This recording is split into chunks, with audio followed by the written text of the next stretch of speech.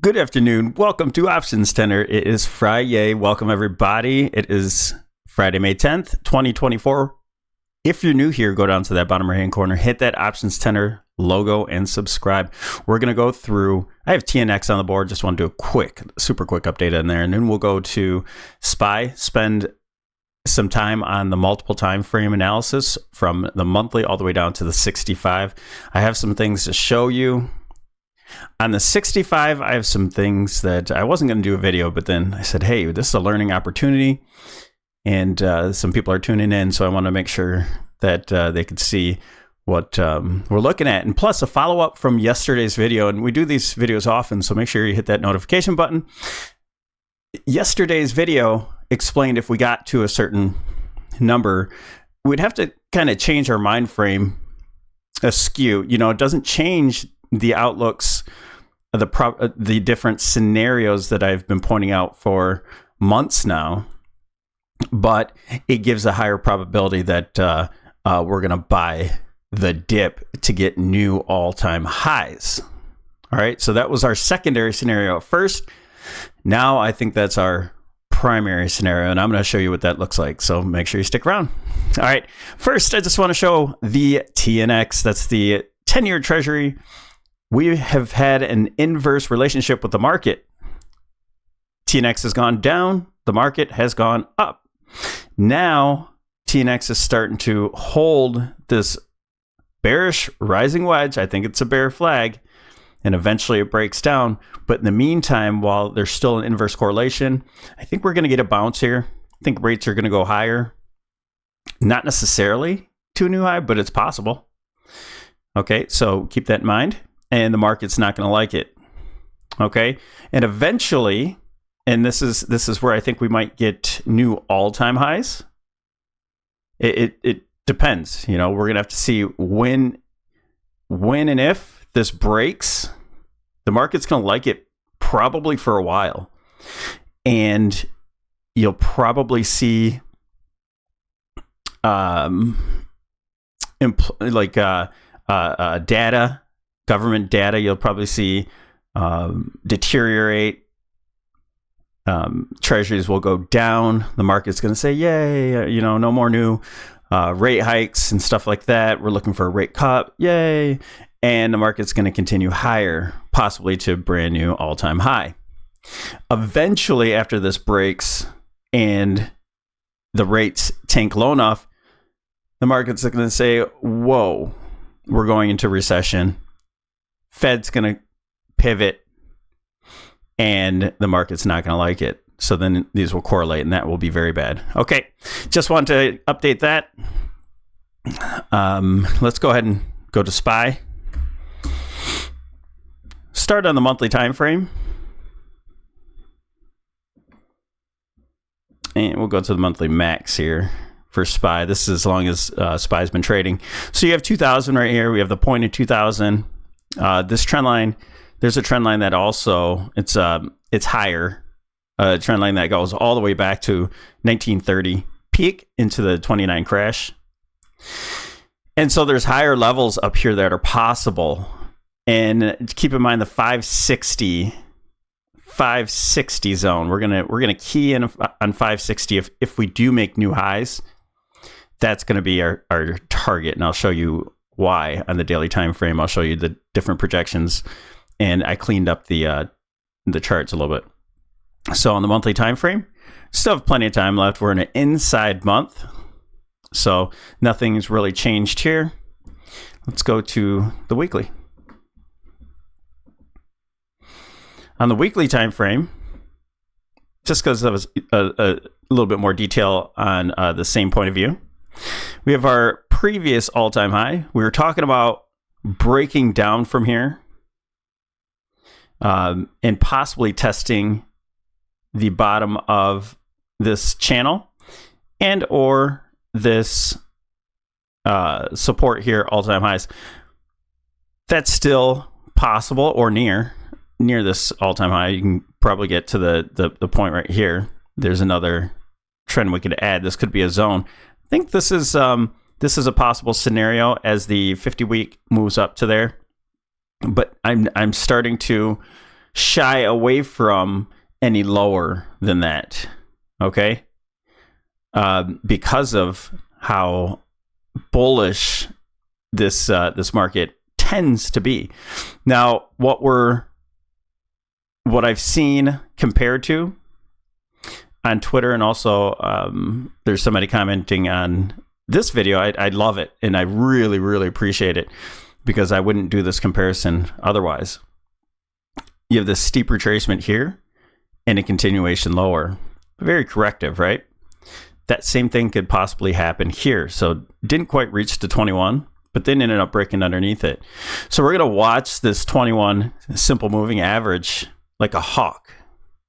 And I'll show you why, because that could be one stop there and go higher, or we could break down from there and reach the targets that are lower. And I'll show you what it should look like on the lower time frames. So now we're keeping this channel intact. We have good points of reference on top, but we only have one here. So it's not a valid trend line until or if price makes it there.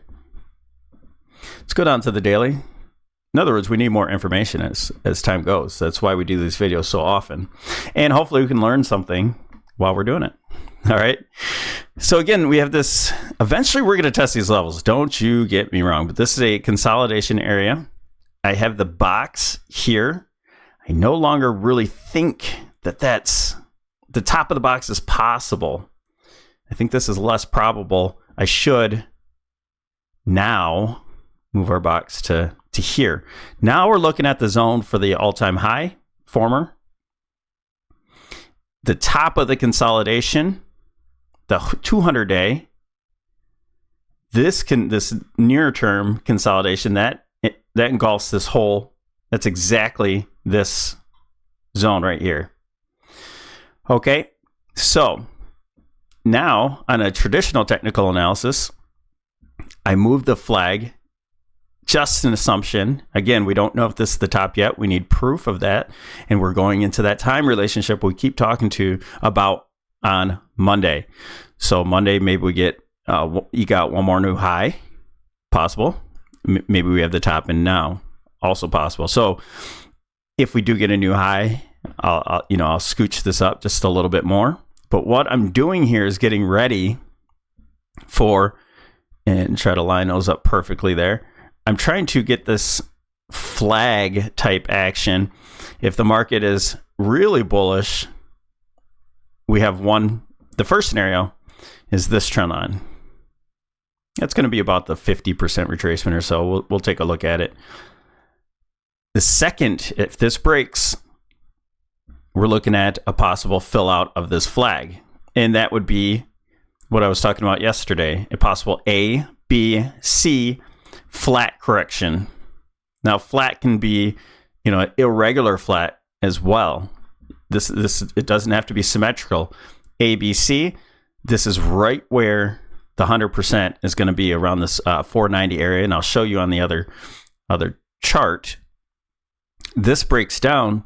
Now we're looking at those next zones, and I think those will be kind of our extreme areas, and we'll be looking at our indicators at that point to see, some sort of bullish divergence and things like that. Okay. And then after that, we'll be looking to go long for those brand new highs and upper targets. So that's the case right now, but we will not negate the fact that there could be a dead cat bounce and then a further drop. And that would give us a 1, 2, 3, 4, 5 possible leading diagonal to the downside. If we consider these 3-wave move, 3, 3, 3, and 3, that could be a leading diagonal. Really confusing to start, and then we'd get a bounce, and then it'd really start to stretch out and be pretty obvious as we move further. I know it's never obvious, right? So that's why we constantly look at these. Now, so those are the two scenarios. I'll show you how they look on the kind of projection. This is now going to be our primary scenario, an ending diagonal where we have an A, B, C all the way up here for 1, A, B, C for 2. We completed 3, And now we're looking for 4. So I'm going to zoom in a bit. But notice where this line here, that's our 100%.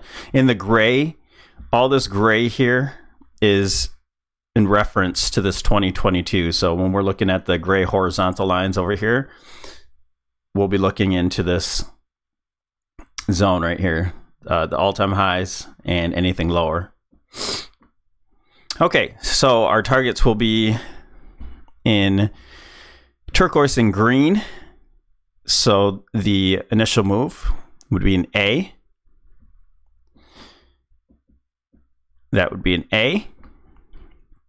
I'll steal these, borrow these for a minute. A B, whenever that completes, today or Monday. And a C at 100%. So that would be where A equals C. And then I'll adjust this to where this is the top so far. And you see it's right in that same zone, right where that support is at the 491. So that will be a good spot, at least to get a reaction or possibly continue. Now, I cannot leave out, I think it's more likely that we do this, but what if the market's a little bit more bullish? Then we're going to be looking at this ABC correction being over. I should have started with this one.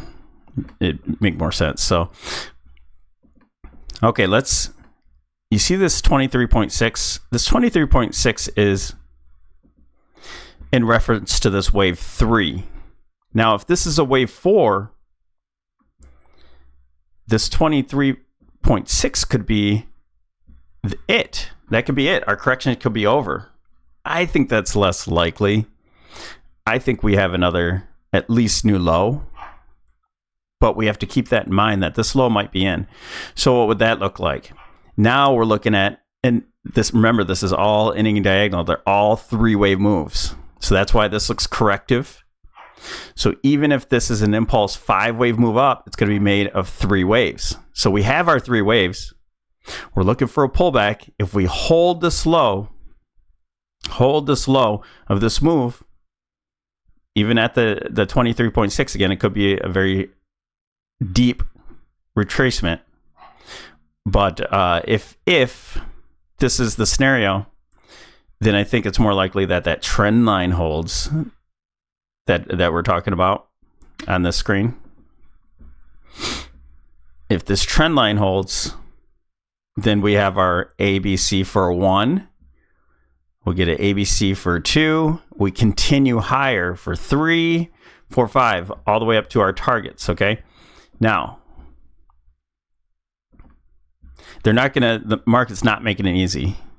This is a major top that we're trying to make it in. If it's not in already, the major top we're making, and the market's really, really making it hard. So you have the possible scenario where we end a shallow and we go higher. If we break these highs, then we know that this is confirmed, okay?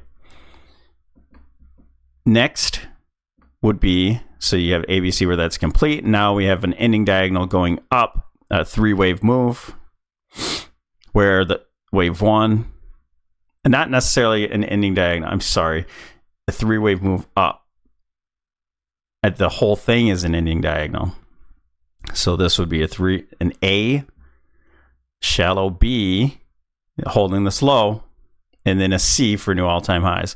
And that C is going to be a 5-wave impulse move. All right. Hope I'm not confusing. So that would be very, very bullish. Now this next scenario is where A, we're completing B, which I think is much more likely. And now C, and this is a fairly bullish scenario, where wave 4 comes down to, that's 100%. And then we are, it'll be likely that this move is over if we get back above that 23.6, because I'll play as resistance, okay? And this will be a flag, and then higher. This flag breaks down, and now we're looking at, you have the 382, which is very usual for a wave 4 to complete. All right. So that's the third scenario. Now, it is possible, ending diagonals, you see how wave 2 crossed over wave 1 in our other scenario, and I'll show you what that is. It's very common for 1, 2, 3, and then wave 4 to cross over wave 1. Well, that's way down here. That's way down at the 457. So if we continue lower for whatever reason, whatever catalyst, I'll add those in. Now we're looking at the 62% retracement down here for this A, B, C, all the way down. So I gave you all these scenarios. That would be a very sharp, very hard move, okay? And that's going to take some time. All right, so I think that's less likely now, but it's still possible. Either way, we're looking for a correction, whether a bull or a bear. We can constantly say that. I think it's a lot more likely to get to this consolidation area. 200-day moving average, maybe a spike through, and that would be the 50% retracement and higher. All right, so all those levels to look at. How do you play it? You have to be careful, level to level. That's all there is to it. I don't know what that's going to look like. Our time references, you can see that there's a cluster at, there's going to be a time reference at the end of May on the 28th. So that could be a good low. It doesn't have to be the major low. It could be a good low. Get a bounce, and then a major low at the 17th through 21. We have a cluster here. So maybe that's a new low. Okay, so again, time does not have a bias on direction. So just keep in mind that we'll look at these time references as price gets to a certain point. All right, just like we talked about 513, that's for Monday. We're not there. It's Friday, and you can have a day or two. This could be the top, but it's likely that we top on Monday at this cluster, and then we see our reversal. But the reversal will be a big tell on what happens next, and we'll have to keep an eye on the indicators and such as we get this reversal. Those indicators are moving up now. We'll get, if the RSI is already oversold and we're just getting to, that 100% or even the 382, and it's oversold and we're starting to get bullish divergence, then, we better watch out. Maybe it gets oversold. We get our bounce. We get all the way down to 62%, and then we have a bullish divergence. So we got to keep an eye on these.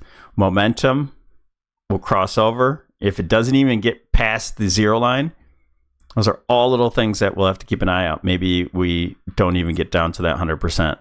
So I'll keep you updated as much as I can so we can learn how to use these indicators as well. But we're crossing over. That's on the slow still. That's very, very early sign of a sell. So our sell signal will be as soon as we cross over this negative or this 80 line here. Oversold in an oversold bounce. And we're curling over. Histogram looks like it's starting to curl over, but not quite bearish on here. All right, we don't have any sell signals. We're getting into bullish territory. This moving average line, the MACD blue line, is right at the 0 point, so it's testing. It's neutral right now. All right, I spent a lot of time there. Now let's show our once primary scenario, and now keep this in mind, because if price starts to move rapidly, we could switch right back to this bad boy. All right, but we're still looking for the same kind of target areas. So this one is an expanding ending diagonal where this is the top. All right, so we should not see a new high. This is negated. This is negated, this whole scenario. It doesn't mean that these references can't still be used, but if this top is crossed. If we make a penny above this high. So right now we're looking for a lower high, which I think we're going to get. It's just a really steep retracement. And then either way, we're going to look to test these zones. You have the 100% here for reference, and then the next point will be down here. We get down here. Now we're looking at an ABC or a 1, 2, 3, and then we'll be looking for a bounce and a move lower. I hope that's clear. We also have the former all-time high, so just keep that in mind, that 480. That's right about where the 382 Fibonacci is. So that would be testing the all-time high, the 382. So that's where wave 4 could complete. All right, moving down to let's go over to VIX. And then I just want to show you something real quick on the 65. I know this is long, but it's necessary. So we have that falling wedge, the really big falling wedge from the weekly time frame. Keep that in mind. Now we'll go lower. We have this support that we drew here. And it looks like we're getting an inverted hammer. If it ends like this on today, then maybe tomorrow, I don't know if we get a new low, but maybe the VIX reverses and both the market is higher and the VIX is higher, and then we reverse on the market. So we're holding this support right here as of right now. Moving to the 65. 65, we closed the big gap yesterday. Now we close this one today. Have bullish divergence on this new low. And so we're at gap support. And we might even make it down to this options expected move for the week, which would be typical of safe zone for the VIX. So this could seep down a little bit lower with price action not really doing much. That's all I want to show you on there. That the VIX is really, really getting oversold. It has bullish divergence. I can show you. And there's a new bullish divergence right now. The MACD is trying to cross over. We have green on the histogram. It's primed to move up. And you have this bullish falling wedge. And we can make it more of a channel, but there's a wedge there. We break above this, and we're going to see where in reference we get highs on here. Because if this breaks out of it and wants to go lower, then we're going to be making new all-time highs in the market. If the market's going to go as low as those lower targets, then we should see some new highs. You know, we should see some of these break out, make some new highs here, possibly even go much higher than that if the market's going lower. So we just have to keep in mind the reference of this move once we start getting, but it's a bullish falling wedge, break from the wedge, and you better believe that the market is starting to fall. SPY on the 65, and we'll get out of here. I have two boards to show you on here. So let's start with traditional technical analysis.